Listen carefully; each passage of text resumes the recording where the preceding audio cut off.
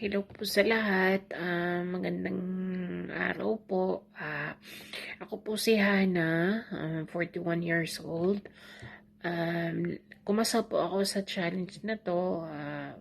Baka po kasi mapili. Malaking tulong na rin po sa akin yun. Sa amin actually. Lahat naman po tayo is may mga pinagdadaan ng hirap sa buhay. Wala pong taong hindi naghihirap sa ngayon. Lahat po tayo ngayon is naghihirap. Yung sa akin naman is, yung mga pinagdadaan ng hirap ko po na-survive namin, is yung na-diagnose po ako ng sakit ko. I have chronic kidney disease stage 5 po. Yes, stage 5 po. So, subject ako for dialysis. Kaya lang, yun na nga, sinasabi natin na mahirap. So, wala kaming pang dialysis. So, hindi po ako ng dialysis. Ano lang po yung gamutan namin is, yung gamot lang na iniinom. Yun lang po. Tapos, nagpapa-check up po ako every 2 months. Pero sa ngayon po is, hindi pa po ako nakapagpa-check up kasi po, yun na nga, walang pampa-check up. So, paano kami nabuhay sa araw-araw? Yung mister ko po is on and off yung trabaho. Sa ngayon po, natapos na po yung trabaho nila. Wala pa po silang trabaho sa ngayon. Wala pa po siyang trabaho sa ngayon. Then, hindi ko pa po alam kung kailan po siya makakabalik sa trabaho. So, paano kami nag-survive? Sa tulong po ng mga magulang namin. Yung mga magulang niya, mga in-laws ko, yun po, yung tumulong po sa amin. Yung sa akin naman is, yung mga pinsan ko, may pinsan akong tumulong sa akin, na nabibigyan ako pambili ng gamot. Malaking tulong rin sa akin. Malaking tulong rin sa akin. So, yung sa pang survival namin araw-araw, yun yung mahirap. Pagkain, ulam, syempre, kakain ka eh. Nagugutom ka. Okay lang yun. Kasi meron naman kahit papano.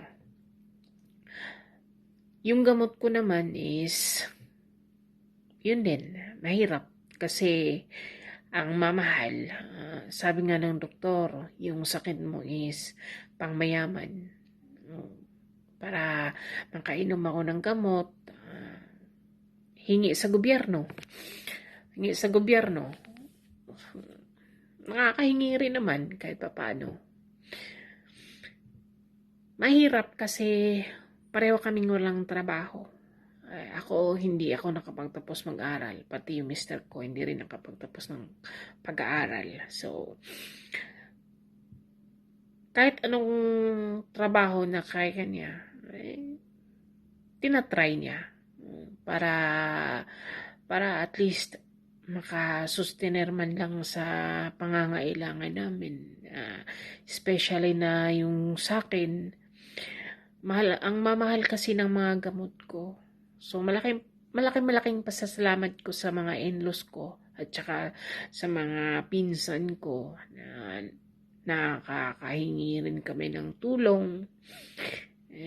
Nabibigyan rin naman kami. So, yung sa akin naman, yung pinagkakaabalahan ko ngayon, para hindi ako ma-stress.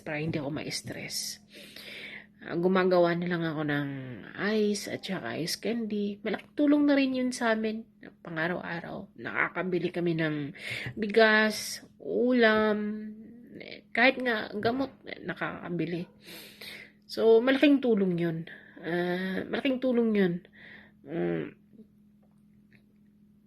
Yun nga lang, hindi sapat kasi kado lang, ice candy, ice.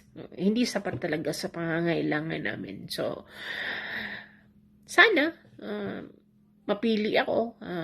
Malaking tulong na to para sa amin. Makabili ako ng gamot ko.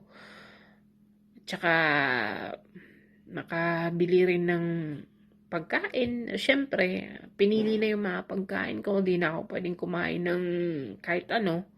Kasi marami ng bawal. Yun yung mahirap eh. Mahirap ngayong pinagbabawalan ka ng kumain ng mga masasarap. Yun na nga. Pero yun, tiis-tiis. Kasi para rin naman sa akin yun. So, sana mapili ako. Salamat.